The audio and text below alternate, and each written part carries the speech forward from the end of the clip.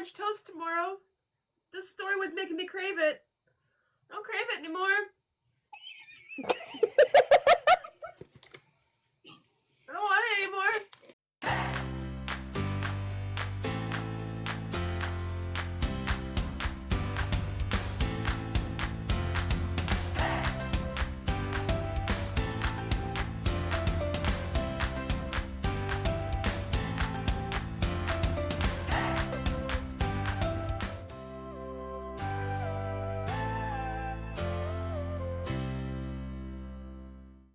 Ooh. Wow, that's blurry. There we go. All right, we're waiting on people to come in.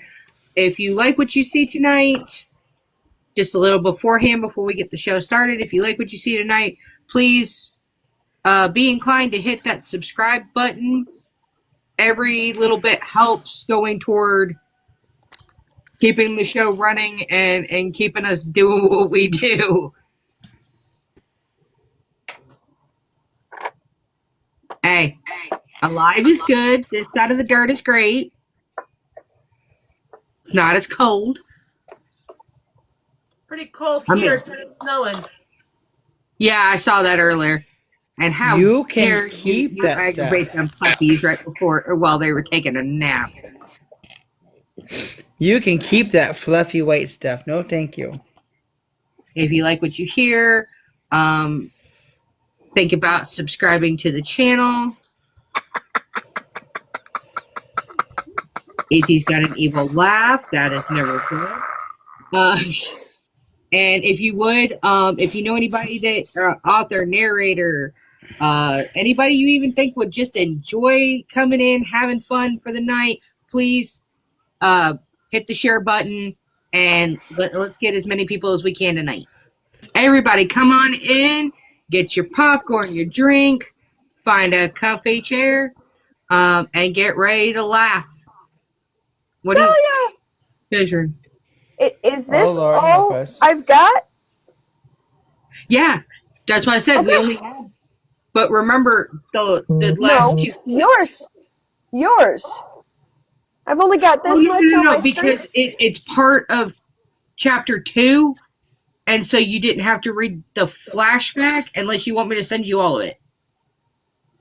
Well, how much is for the prompt? Give me what's for the prompt. That's it. That's it. All. Okay. And that's what I did. I only sent you just the breadcrumb that you wanted. Okay. Do you think I should send you more? I can send you more real quick. That's up to you. Okay, hold on a second. I just know last time I got... Guess. I'm like, great. Last time I committed myself to the writing prompt, my 1 chapter turned into 3 chapters. Yeah. Not a bad thing. You want honest and critical feedback? You put it in front of Izzy. Now, I want a solemn vow from the 2 main corporate conglomerates of this panel. You will not come for me when Izzy reads mine. I make no promises nor deny. Yeah, I make no promises. That's part of the fun. Izzy, double check and see if that came in. Real quick, please. Thank you. Cooperation greatly appreciated. That's better. Okay. We will kick off. Of course, Julie DeFisher, you all know and love her, the author of 4 Queens for 4 Kings and the Destined Chronicles, and our fearless leader who started this whole thing nearly a year ago already. So expect for our 1-year anniversary a big bash. Big bash. And now, of course, we have that in the works for we do indeed anniversary. And I, of course, am, the dedicated reader or designated reader, Izzy Krause, aspiring author, extreme reading tracker, and all-around chaos reader and critical reader. So, of course, Our new show here, or our old show, has a new name, Hold My Pen Promptcast.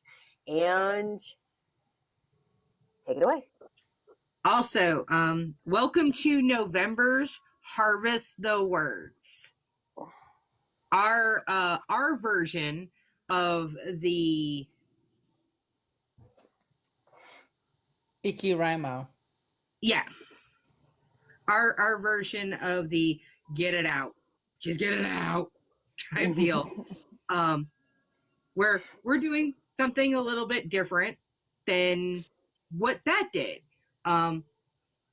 You can either play along with the prompts every week, linking them one by one to a new story, old story, work in progress.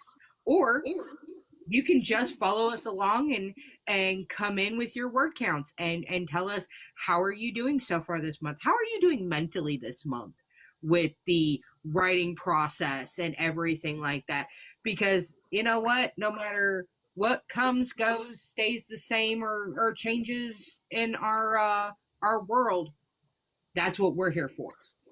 We're here to give you that giggle, scare the pants off you if Dahlia or Celtic has anything to say about it. is anything to say about it.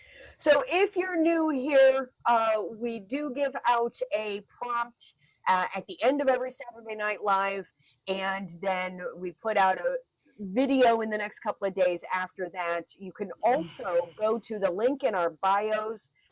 Myself or Julie, we have our main beacons, but on both of them, you can get to the Hold My Pen Promptcast beacons, where there is sign up for the weekly newsletter. So even if you miss a Saturday night or you don't catch the video, Sunday afternoon, you get it directly into your email, and then you can also reply to said email when you make your submission. Easier than trying to type in an email address or anything like that. And then we get together again on Saturday night and we read them out.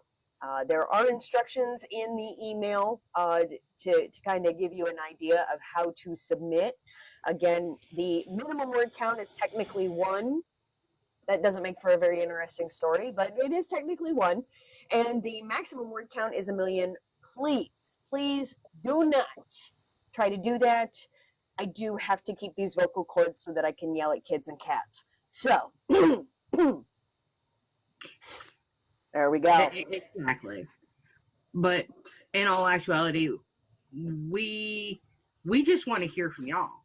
It's like, and even if you have something that, you've been working on and you want to try out in front of a group that has nothing to do with the prompt, submit it. Yeah. Just say, hey, look, didn't write for the prompt, but this is what hit me. Will you please read it out? Whether you want to stay anonymous, whether you have a pen name that, you want shared, anything. We are here to inspire the next group of people to just do the damn thing and write the stupid book, or write the story, or write the poem, or be silly. Yeah. Do the thing that you wouldn't normally do. Mm-hmm. That's us. That's so us. Also introducing our resident shifter writer, PA Power over here in this corner. And our lovely sitting there crocheting, it looks like. I can't tell if that's crocheting or knitting, but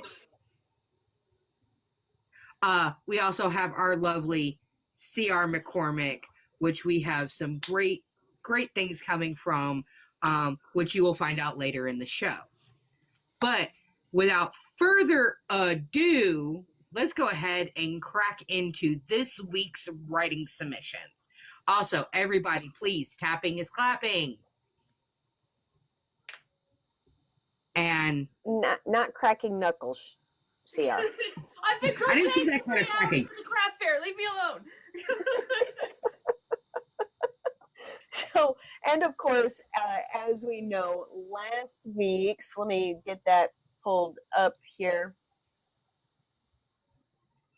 last week's that all these submissions are connected to are to use this piece of dialogue. And when we do pieces of dialogue or start with this line, adjust it for your story, right? If it's a pronoun that it comes out he, but your character that you're dealing with is a she or they, change it, right? If you need to change the syntax or the tense of the verb to make sense, do that, right? You don't connect with the name that is in the prompt, change the name, you know? Hey, Cole, tippity tap, tippity tap. So again, this week's prompt was to use this piece of dialogue. If we both stick to the story, they can't prove anything. Dun, dun, dun. All right, and our first submission is from our lovely host, Julie DeFisher, who, if I'm understanding this correctly, is a continuation of the prompt from the previous week.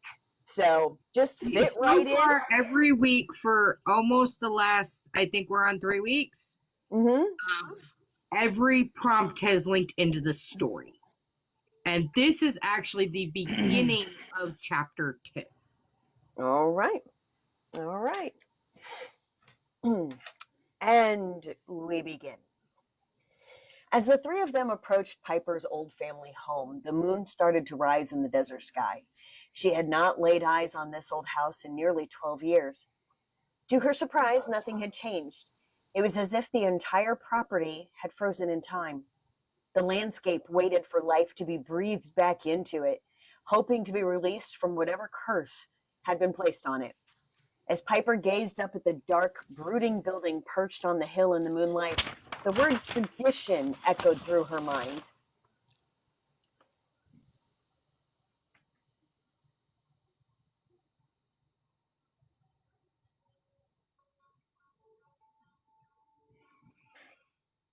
I love bossing around my little brother. Countless memories, both pleasant and unpleasant, came rushing back. Bile rose in her throat. She had done everything within her control to push this place into the depths of her memory, but now she had no choice but to face the music. Even if it were only for the mission at hand, Piper had to play her part. The last conversation between Valance Sr. and herself played in her head. Screeching of tires as the motorcycle had come to a halt, Piper let down the kickstand and unseated the powerful beast that she had been riding for days. She had come clear across the country, only stopping to rest or when she thought someone was hot on her trail. The motorcycle was her last pickup on her way back from New York. "Hey, Piper, think you could have come in any faster?" Chris hated the dust she had kicked up from the gravel road. "I could have, but didn't want to lay the bike down by accident. Don't think the old man would pay me for damaged goods," Piper smirked, taking the helmet off and placing it on the handlebars. "Speaking of the old man, he's in his office waiting for you." Mark was now the one with a grin on his face, which normally meant trouble for Piper. "Can't catch a break, huh? Well, no rest for the weary," Piper remarked, knowing that was never ideal for her to be summoned within minutes of her arrival back at the Valance family homestead. Walking up the stone steps and into the foyer, Piper became hyper-aware that something was awry. Nikki had not come bounding down the stairs. In fact, the whole house was eerily quiet. Not even the other guards that would normally be playing poker in the parlor were anywhere to be seen. Piper's skin began to crawl at what this could mean, and while she wasn't one to back down from a challenge, she was also trying to remember if her pistol had the safety still on. Squaring up her shoulders, Piper strolled military style down the long corridor toward one of the 3 offices. Maybe it was the last contract, or the fact she felt like she was marching to her doom. Piper couldn't shake the feeling she wasn't about to like what was going to come next for her. As she drew closer, Kendrick and Manny stood tall outside Valance Sr.'s office. They refused to make eye contact, and Piper had even picked up a hint of disgust on their normally easygoing demeanor. What had happened since she left a week prior that she was now not privy to knowing? Piper kept her facial expression cold as stone as she stood there waiting to be either let in or announced.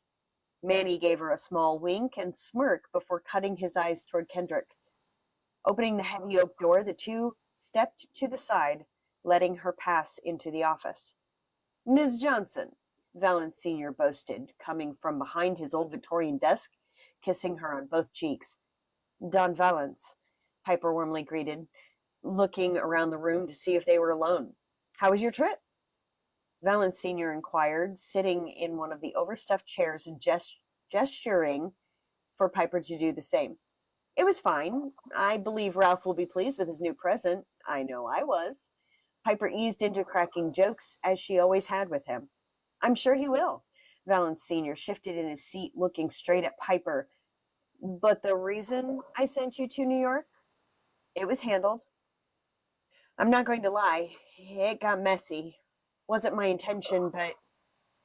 Piper shrugged, knowing he would understand. No doubt that it had caused trouble back this way, and now he was going to have to clean up a bigger mess than she went up there to contain. "Was it found?" His voice grew darker, and Piper understood what he was asking. Reaching into her boot, Piper pulled out a small burlap bag and handed it over to Valance Sr. "It's all there. It's papers, money, and the diamonds." "That's my good girl." His smile spread as he had opened up the small bag, revealing what she had been sent for. "Here are the receipts on the first and second pickups and drop-offs." Piper took the paperwork out of the inside jacket pocket and handed it to him. "Very good. Your money will be transferred by the end of business day, but unfortunately you're not going to get to rest. I have another contract for you." "Oh, come on. You promised me. I haven't had a vacation in over a year," Piper scoffed. What was the point of making money if you never get the time in which to spend it? Why can't one of the guys handle it? "Because it has your name on it." He handed the file that was sitting on his desk to Piper. Yvette Casson. Casson. Yvette Casson in bold letters stared back at her. Only 3 people in this house knew her real name, or, as she referred to it, her dead name. After 12 years, why hadn't they let the search for her be over? Why couldn't they accept she was gone and there was nothing anyone could do to bring her back? The contract has 2 parts. The wicked grin he normally reserved from the victims that were brought before him spread across his lips. Apparently, there was a broken betrothal, and they need this set right. Just so happens that the Holston family has 2 contracts out. Guess they didn't know playing the competition against one another is a no-no. But either way, both families have paid handsomely to bring you to them in 3 days' time to marry Xander Holston. Piper's jaw hit the floor. First, why was this so important? Second, why couldn't he do what he had already done, and that was to tell them he couldn't help? This wasn't the first time that they had come to any of the families looking for help to locate her. Unfortunately, it wouldn't be the last. Piper remembered a few years back when they got news at the time the bounty wasn't high enough for Piper to be worried about anyone collecting. Now, 2 or more families jockeyed for the $100,000 price tag that had been placed on her head. A sense of dread washed over Piper. Were they really going to sell her out of the sake of money? Could they really be that heartless after everything she had done for the Valance family? Questions flooded her mind faster than she could even react in the moment. Piper had not even noticed they were no longer alone in the room. "Don, you asked to meet with us." Chris's voice was now a little more shaky than his usual cold and calculated demeanor. Mark stood there as stiff as stone, refusing to look at Piper. "In a moment, boys. I have to finish up with Ms. Johnson first." Valance Sr. waved them out of the room. "So is that it? You're just going to hand me over?" Piper finally spit out like venom on her tongue. "Yes and no." Valance Sr. reached for the discarded cigar on his desk. "See, Mr. Xander has done some shady deals with the Meringue family. As we both know, the Meringue family has a loose cannon on their staff who has made friends with Xander Holston. Hence, the reason your contract hasn't come up in several years. Let me guess. Victor Vanguard." Piper dropped her head into her hands. "Right. Victor has gone rogue. He has a 150K contract to see that you will never be found alive, let alone make it to the altar. So let me get this straight. I am not only being handed over to the man that nearly killed me, but I am also bait to lure out the biggest loose cannon west of the Mississippi? Piper stared at the floor, exasperated. We bring Victor to the Meringue family, and there is a $500,000 payday. You stay married to Xander for 5 years, 6 months, 4 years, a year max. Piper's eyes bored crystal blue holes into Valance Sr. How about we will see what happens? Valance Sr. grinned, blowing the cigar smoke through his missing teeth. Let's put it this way. Your family is interested in making sure their darling Yvette is returned safe and sound.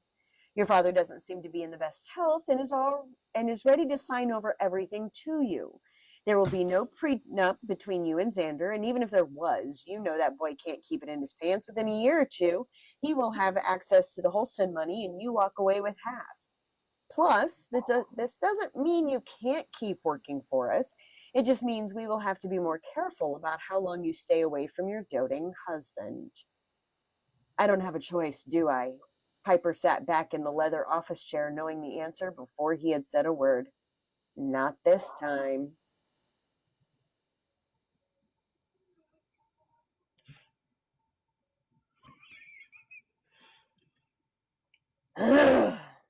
There's more. There's There's we haven't more. gotten to the prompt yet. We haven't even gotten to the prompt yet.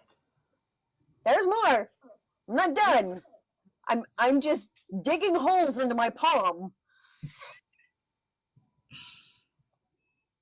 It's showtime. Mark looked back from the passenger seat, knocking Piper back into reality. I'm guessing I can't get a once more around the block? Piper's dry humor caught the men off guard. Something had changed in her from the hotel to pulling up at the mansion. Her stone-cold expression plastered across her face looked almost stoic. Even under the cream sparkle of the tulle veil, Piper looked like she had not even a glimmer of hope. This was not the woman they had come to know and even fear from time to time. She almost looked broken. Chris and Mark exchanged a quick, unrelenting glance. They knew what they had to do, and if one thing went awry, they would be the ones paying with their lives. Don Valance had given explicit instructions for them not only to deliver her, but to witness the marriage. Unfortunately, they were starting to feel guilty about the spot they were putting Piper in. They knew more than they were allowed to say, and it was eating at them. Not enough for them to lose their lives over, but enough to remind them they hadn't been to confession in a while.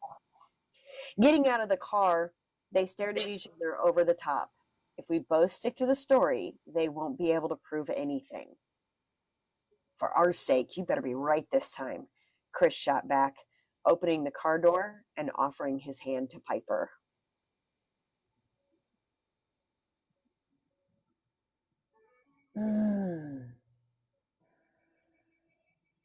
So just to clarify, Izzy hasn't read this part yet?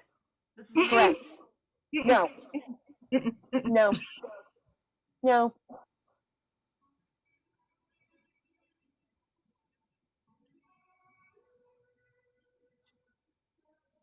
Don't forget I have your address. Oh my goodness.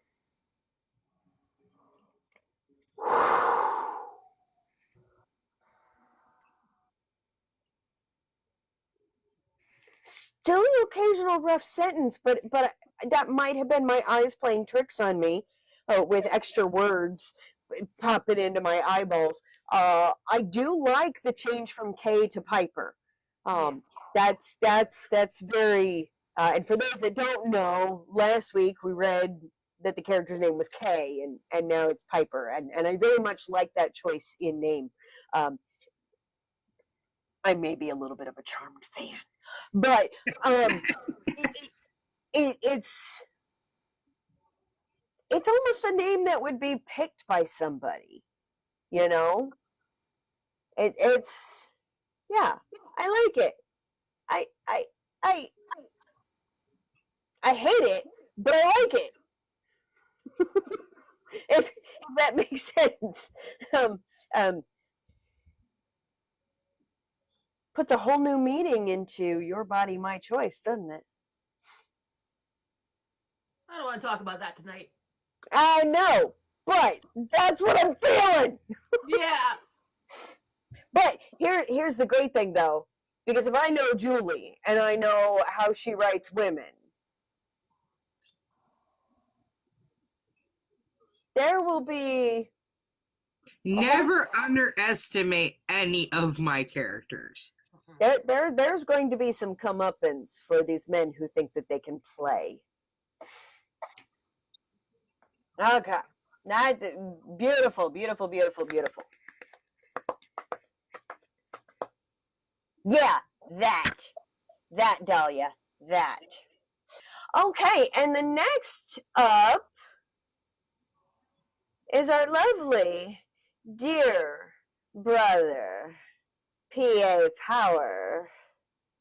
Dun, dun, dun, dun. Again, for those just joining us or not in the comments, this is our weekly writing prompt where they are to use the dialogue. If we both stick to the story, they won't be able to prove anything. And this is our second submission of the night. All right, so another installment, another sneak peek into the world of Decoding Shady Pines.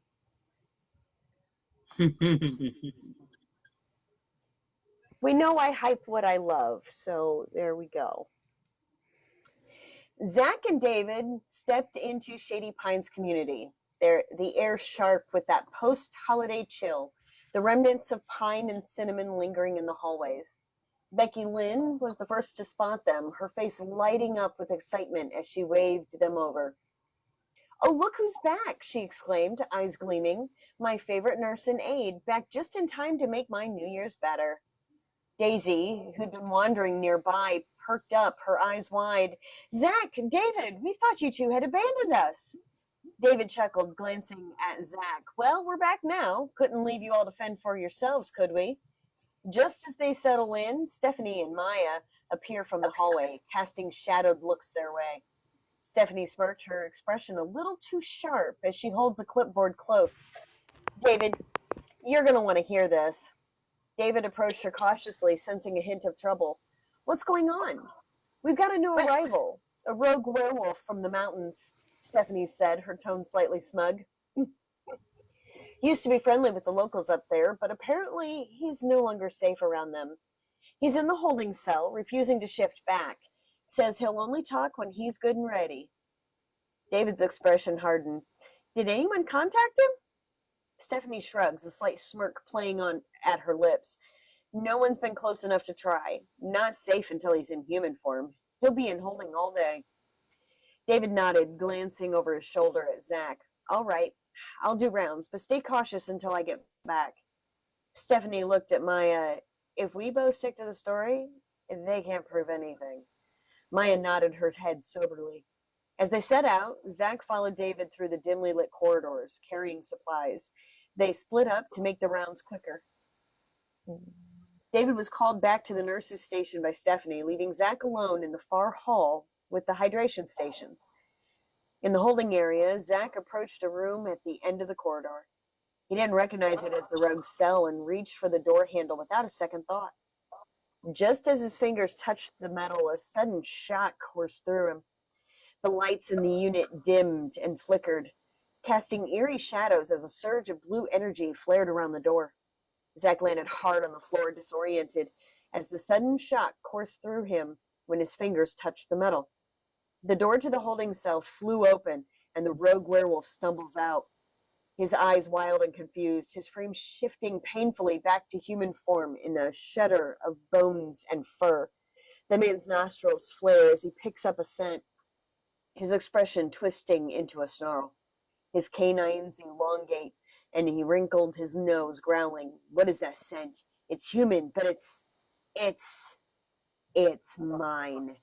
David's voice thunders down the hallway, his eyes blazing an icy blue as he steps between Zach and the rogue, pure fury etched into every line of his face.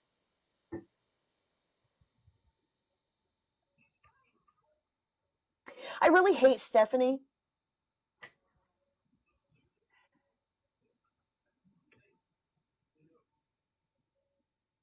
I really, really hate the character of Stephanie.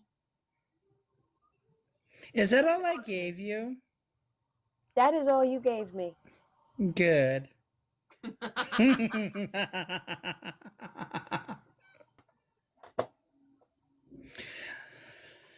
I wanted to make sure I left them wanting more. Was Zach the one that was in the prompt about escaping? Uh-huh. Okay, because I missed last week, so it's been a minute. Last week I didn't participate because I got a little too busy with work. I was in town getting drunk with friends. So I wrote it, I just didn't get it submitted. That's all right. This is the second week in a row that I have not participated. I did end up writing last week's prompt the day after. Right. But, I mean, it's fine. You know, 24-hour flu, food poisoning. A little more important. Yeah. All right, there we go. And then our favorite consistent scares the pants off of Izzy, our lovely Dahlia.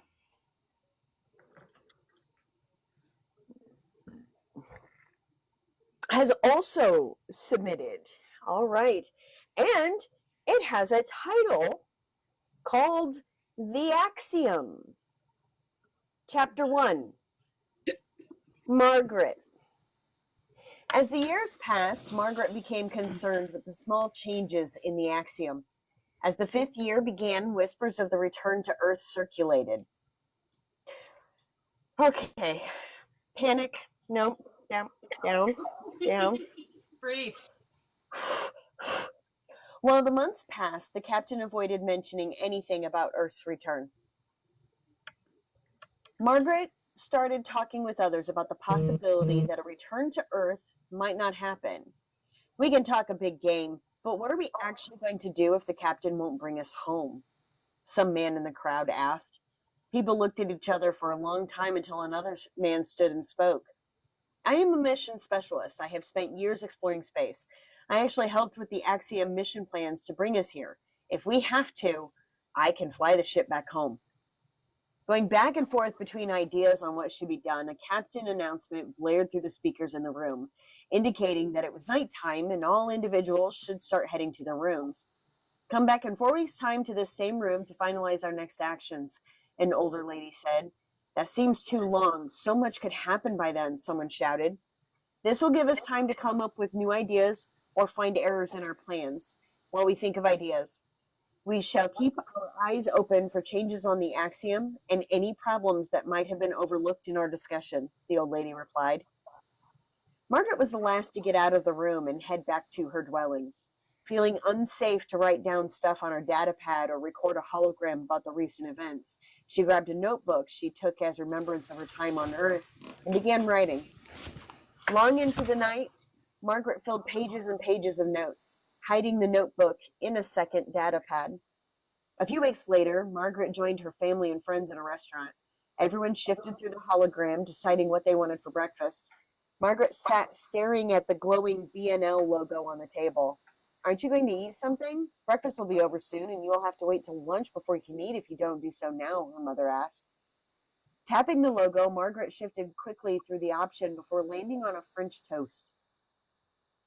Shortly, a steaming hot plate of food with cutlery appeared. Margaret enjoyed each bite as if it was her last, feeling something was off about today. What's that you're drinking, Mom? She asked. Oh, not quite sure. It's like a breakfast in a cup? Apparently a new demo product BNL is trying out. Limited edition during the week for breakfast only, she replied. What does it taste like? Margaret asked. Bacon and eggs with a sausage aftertaste, her mom answered.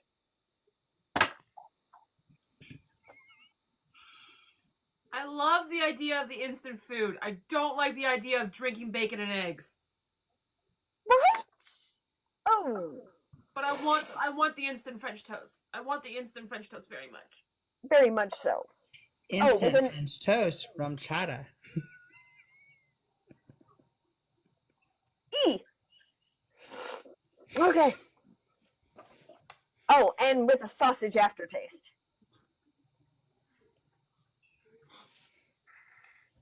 I think you're the part that's horrified Izzy the most so far. Oh. You need a second? Oh. This is like earlier. She walked past something and her sinuses cleared right then. While I was standing next to the litter box that had just been freshly used. I'm doing it. Yep. Okay.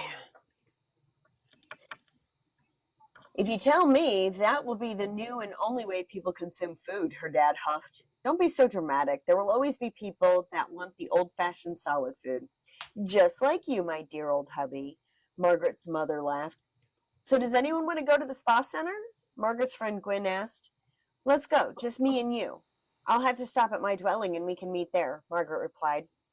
Margaret set her hover chair directions to the dwelling. As the chair moved towards the cabin, Margaret was pulled off her hover and a black mask shoved onto her face. What the frick? The mask turned red as it locked onto the face and blinded her sight. Who are you? What do you want with me? Margaret yelled. Taken away, Margaret was dragged into a prison cell. The mask turned green and fell from her face. Looking around the cell, she noticed no one else was in the cell. In front of her was the captain and a few security on the other side of the cell. You and your rebels have really stirred things up, Captain Reardon said. Rebels, what are you talking about? Planning to overthrow me so you can take us back to Earth? You got quite a large following. Bring us home and this rebellion will cease to exist, Margaret demanded. Don't make demands of me, little girl, Reardon yelled. Wouldn't have to if you kept your people informed on whether we are going back to Earth or not. Have you tried that new breakfast in a cup yet? Confusion filled Margaret's face. Mike, I believe his name was, Reardon cackled. Staring blankly, he filled her in. The mission specialist. Me and him worked together back when the Axiom was just in the creation stages. Very disappointed in him. Mike was my second in command. To turn on our long-term mission, I am so disappointed. I couldn't have him going around sharing top-secret information to the enemies, Reardon hissed. Realization filled Margaret as she realized her mom ate the poor man earlier. Take her away. We will put her on the next week's menu. I was thinking French toast flavor. I was about to make a joke about the aftertaste of sausage and the whole long pig pork human thing, but then the French toast thing kicked in.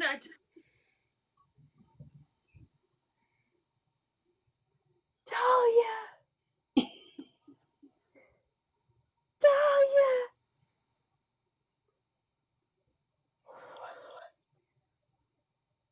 Soylent Green! I was gonna have French toast tomorrow. This story was making me crave it. I don't crave it anymore. I don't want it anymore. Reardon cackled as he walked towards the door. Two security robots moved towards her as a Go-4 came into the room. Stopping at the door, Reardon turned and watched the Go-4 trap her in a hollow prison. Wait! Please don't unalive me, Margaret cried. Why should I? They will know I'm missing when I don't show up to the next meeting. You work for me, and I'll let you live. If you betray me, I will unalive your loved ones before moving to you next. What if they discover I am working for you? Simple, really. If we both stick to the story, they can't prove anything. I am your enemy. You are a rebel. We pretend we hate each other, Reardon said. There is no pretending, you bastard. Haha, you're cute. You will be my Muppet till the day you die. I got plans for you, little one. Release here, Reardon cackled. Oh my god, Dahlia. You just ruined one of my favorite breakfast foods. I love French toast so much. My roommate just came back. I don't know if the look of horror is right on my face or not, but apparently, Star has decided that I need comfort. Smart cat. okay. Now I will admit, Dahlia ran this little idea past me, but this is not what she said.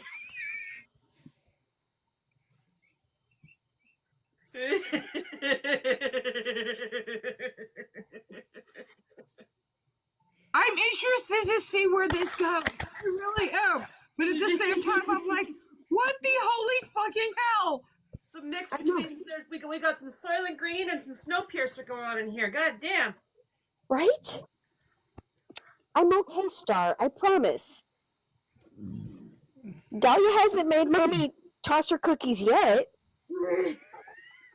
She's gotten close, but not yet. Like, my stomach dropped when he mentioned the breakfast, but I thought I was going to be going in like a, oh, it's been poisoned kind of thing. Did not go. You should have known better. It's Dahlia. Yeah. What? I love it. I love it. That was great. That was awesome.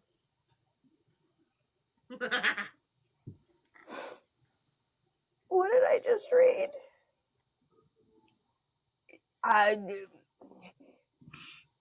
Here's what I could say, Dahlia.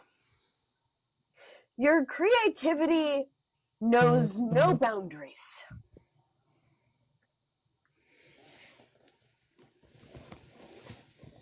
No boundaries. Which is what creativity needs. So you do that well.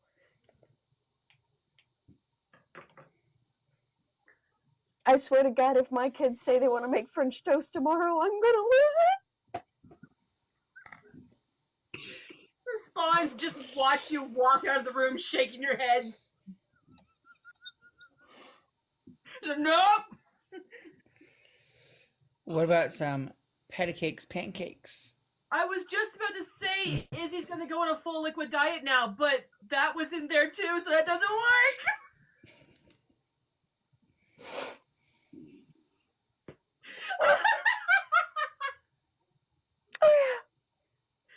Oh, that's great. I loved it. So this is going to be continued, right? This is a story that's going to keep getting out. This is the story that's going to be continued until next week.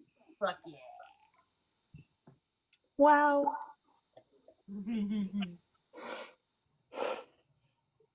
Here we are trying to do something wonderful for the community, and this is the thanks we get. It is wonderful. Always. And guess what? We wouldn't have it any other way. I literally put these kind of movies on as background noise while I'm writing. I love this shit. So, for our last submission for the night, using the dialogue, if we both stick to the story, they can't prove anything. Okay? And our last submission is from our lovely guest panelist tonight, C.R. McCormack. And let's see how drawn in I am yet again to the world of C.R. McCormack. Spring. Oh. Okay, first line. I'm already sucked in. All curses suck. That was a given. It wouldn't be a curse if it didn't suck. One could use them to their advantage every now and then. Yes, but on a whole, curses fucking sucked. Ridley's curse sucked extra hard.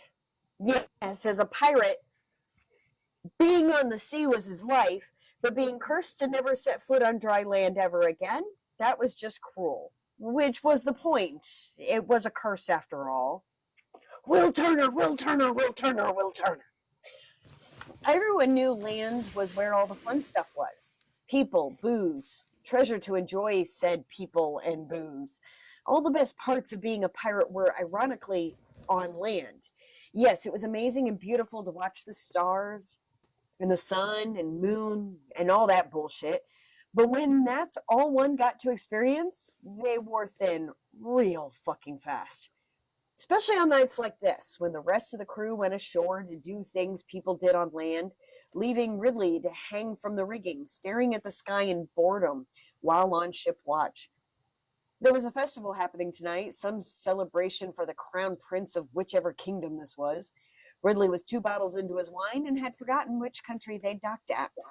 The festival meant there would be plenty of drunk people to fleece, con, trick, and mess with, which meant the full crew had left for once, rather than the usual small, easily ignored landing party they usually employed. All 20 people had left to enjoy the city and its festivities, leaving him all on his lonesome and bored to no end. Sure, it wasn't done out of spite. He literally couldn't leave the docks, and he saw no reason to force other members of the crew to miss out on the fun just because he was lonely. Besides, he was the captain, and looking after his ship, the Midnight Wave, was an important duty. Oh, he really did miss taverns, though. Ridley let out a frustrated groan, tugging at his braid. The smells, the fights, the drinks, the beautiful bodies. Sure, there was booze and people at the docks, and so long as he didn't go too far up said dock, he could explore a bit and meet people. But shady people hung out around the docks. He would know. It's where he spent most of his time, after all.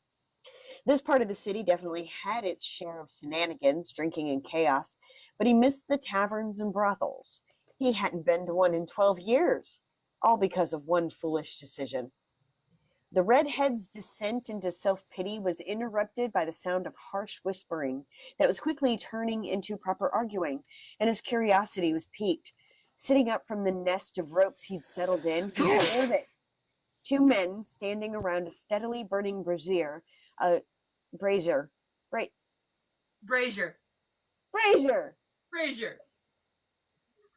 Metal Michael. bull. Metal bull. I saw the word. I knew what it was. My mouth said brazier. Medicated Lizzie. Mm. Yeah.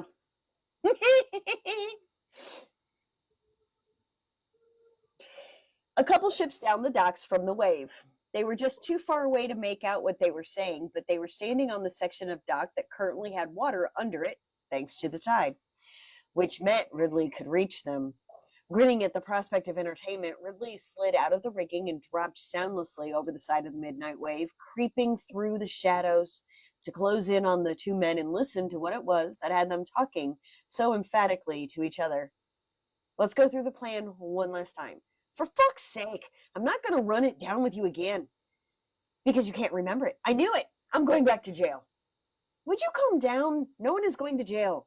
We literally got the easiest part of this gig. We just got to stand here, chasing off any visitors who come wandering by, and tip the barrels into the fire when we see the signal. And then, seriously? Then what? Ridley's grin grew even wider as he straightened up out of the shadows, thrilled that they hadn't even noticed him standing nearby, too involved in their argument. Then we draw the dock guards in by causing a commotion, yelling about assassins trying to blow us up in order to get onto this stupid ship, which leads to them finding the dead prince. You gotta calm down. Oh, they were up to very sneaky things tonight. A murder plot for the visiting crown prince? Ridley recalled Marcus mentioning something about the festival being for a prince who is sniffing around for a marriage proposal. Sounded to him like these 2 were part of a plot to upset things between whatever 2 countries were involved in this. He probably should have laid off the wine a bit. How am I supposed to be calm? We're going to get grilled by guards, the literal thing we strive to avoid doing at all costs. It's going to be fine. If we both stick to the story, they won't be able to prove we're anything but dutiful guards who got blindsided by skilled rogues. So our reputation will be ruined. Great. We're not really guards. Who gives a fuck? Just sit there. It's fine. We got everything ironed out. You two forgot one little detail. Both the men flinched at his voice, and they spun around to stare at Ridley, who had at this point crouched on one of the aforementioned barrels, a cheeky grin on his face. Said detail being, not talking about the plan out loud in public. That's sneaky shit basics. For shame, boys. The redhead then leapt off the barrel, the action causing it to tip over into the brazier. The resulting explosion from whatever had been in said barrel was a bit stronger than what Ridley had been expecting. And rather than landing neatly on his feet on the boards of the dock, said feet touched down just on the edge of the slippery wood. The wine definitely wasn't helping with his footing. It was with a surprised, undignified yelp that Ridley's feet came out from under him and he ended up in the water. Coughing as he resurfaced, he swiped his hair out of his face and let out a muffled chuckle at the panicked scrambling and yelling that was unfolding along the boardwalk. A number of unscrupulous figures were gathering, several of them slinking away from the ship the two had been talking about. Ridley figured from the angry tones that they hadn't succeeded in their task, which meant Ridley had just prevented an international incident, all on his own. With a content giggle, Ridley slipped silently underwater to swim a safe distance away, then resurfaced and started backstroking lazily towards his own ship. Admiring the glittering stars overhead and listening to royal guards yelling at the group to remain where they stood, it seemed there was a benefit to being left behind on the ship while everyone else had fun. Foiling an assassination attempt was always a great way to perk up the evening. He couldn't wait to tell Marcus about this when the crew got back.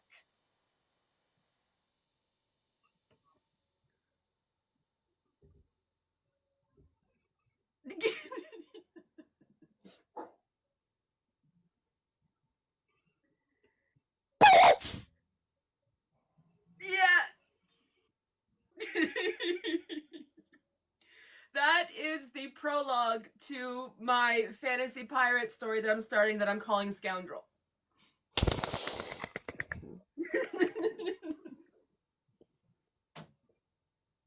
Oh yeah, Yay! I very much like it, and yeah.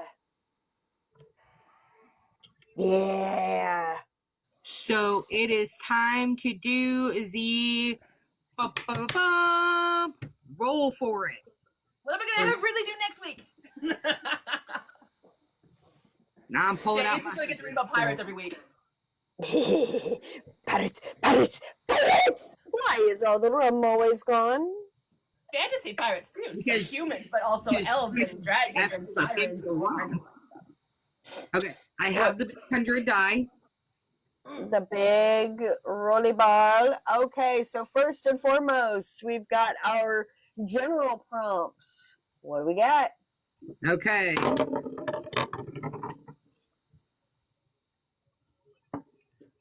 $48. 48. I don't like the face.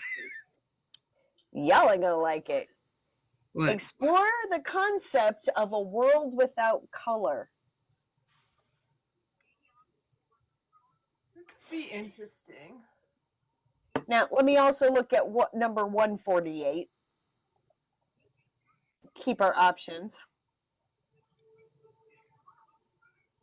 Doesn't seem much better. That one seems to be worse. A character discovers a hidden village where it's always Christmas. No. Immediate X. No. Yeah, no. Again, that's not gonna fit in mine. What is this village? Hallmark? No. Right? All right. So those are our two options from regular prompts. Okay. So, The village is in a snow globe. Starting first line. What's the roll? Banks off the cigarettes. 77. My football number. 77.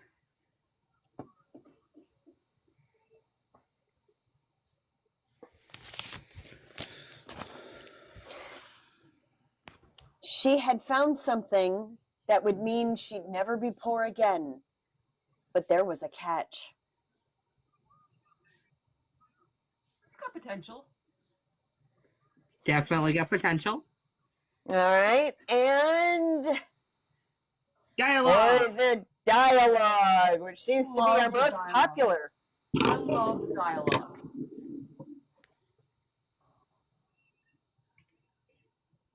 Are you gonna stop anytime soon?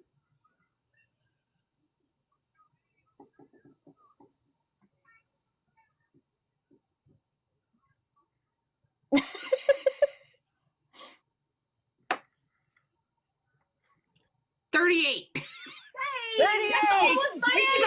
On my desk, so I'm like, we're gonna wait.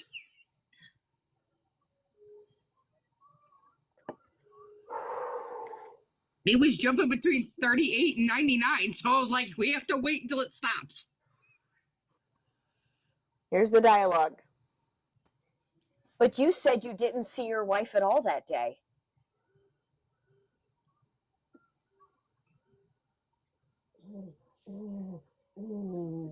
All right, guys, everybody in the comments. 1, 2, 3, or 4. Number 1 is explore the concept of a world without color. Number 2, a character discovers a hidden village where it's always Christmas. Number 3, she had found something that would mean she'd never be poor again, but there was a catch.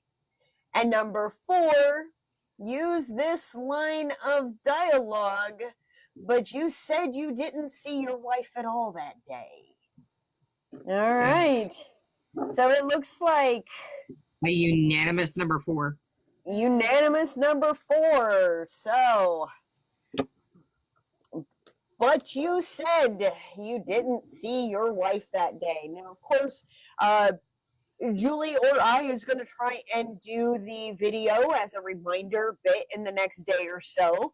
But you can always get it directly into your email on Sunday, whether you're here or not, by subscribing to our mailing list. It can be found in the links in our bios. Go over to the Hold My Pen Promptcast.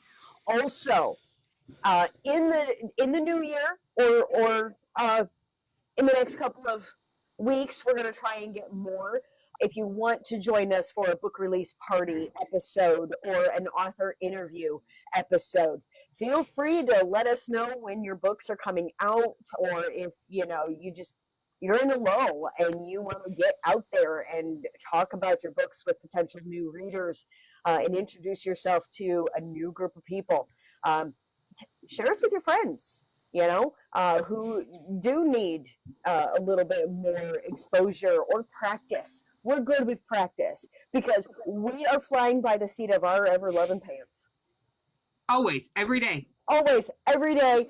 And so it's very impromptu, very informal, and a good way to get practicing on those. And as everybody sees, I've got the 100 die.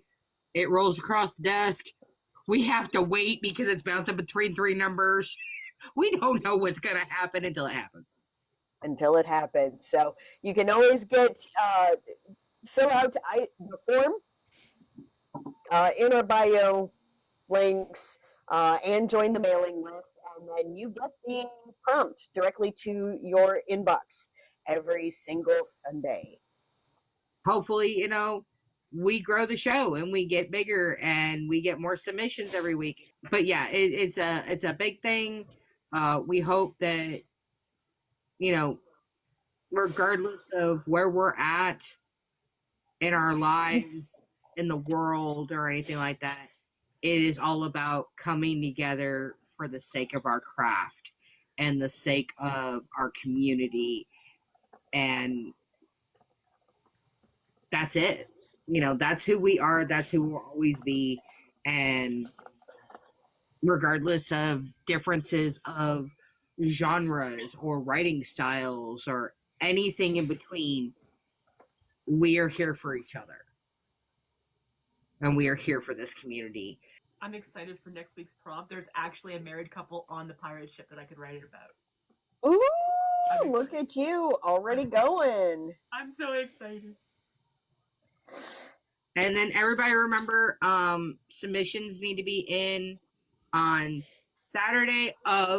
next Saturday by 3 p.m. Central Time to make it, or to be guaranteed to be on the show. Now, some submissions can be a little bit later than that, but we do need to keep it fair for everybody. So if you are going to be late with your submission, please let us know. So if we know, if we don't see it or anything like that, we can look at all the proper spots that it could have ended up. Yep. Clarification question. It doesn't have to pick up immediately where it left off, right? We could just send another chunk. No. It just has to be within the same story with that particular prompt. Okay.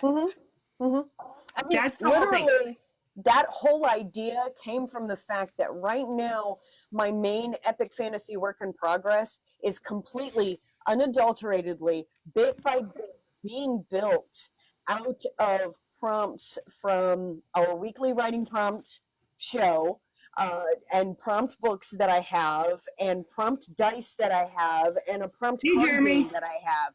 So everything that is been happening, and basically I've been bouncing around my story and then quilting them together. I'll start with this prompt, and then I'm like, okay, how can I fit that into the world? Does it relate to one of my currently done characters? Ooh, wait, flashback or backstory or whatnot. And so all of it winds up being brought together into this thing, and I now call it a quilter. You know, you got pantser and plotter, but I'm a quilter because I'm not planning anything, but I'm not going literally, and I'm not plotting anything, but a scene that happens 5 years down the road from what I was just reading is all in. Anyway, that's it's obviously build working. Your world.